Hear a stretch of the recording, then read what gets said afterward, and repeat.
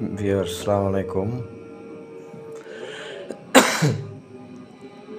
এসে সেই বাচ্চা দুটো খুবই ছোট,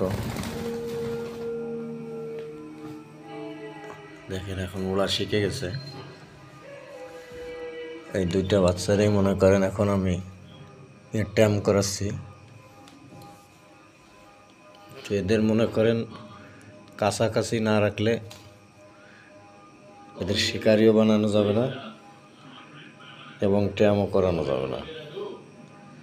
ছোটোবেলা থেকে মনে করেন এদের খাদ্য খাবার বড় করছি, এত বড় হয়েছে।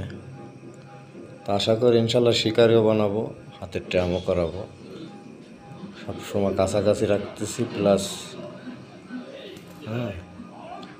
এই আছে খাঁচার ভিতরে, এটা আছে মদ্দা, দেখেন। আর এটা হচ্ছে মায়া। এভাবে বাচ্চা পালতে হয়। তো আশা করি আমার খুব ভালো দুইটা বাচ্চা। চাচ্ছি যে শিকারি বানাও, ভালো শিকারি। তো ভিউয়ার্স, আমার ভিডিওটা যে যেখান থেকে দেখছেন অবশ্যই শেয়ার করবেন। আর যারা নতুন আমার চ্যানেলটি সাবস্ক্রাইব করেন নাই, চ্যানেলটি সাবস্ক্রাইব করে দেবেন। এই দুটো কুকুর বাচ্চা খুব ছোটো থাকতে আনছিলাম। তো এখন দেখেন ওরা উঠতে পারে মোটামুটি। এখন আর ছাড়া যাবে না এদের, হয়তো উড়ে চলে যাবে। রাত্রিবেলা ভিডিওটা করলাম, তো এরা ধানও খাওয়া শিখে গেছে। দেখেন প্লেটে ধান দিয়ে রাখি, তো এরা এখন খায়।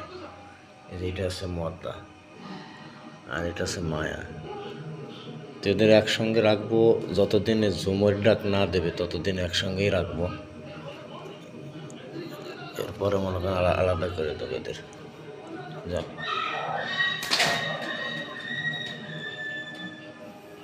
দেখেন। ওকে ভিউয়ার্স, ভালো থাকবেন।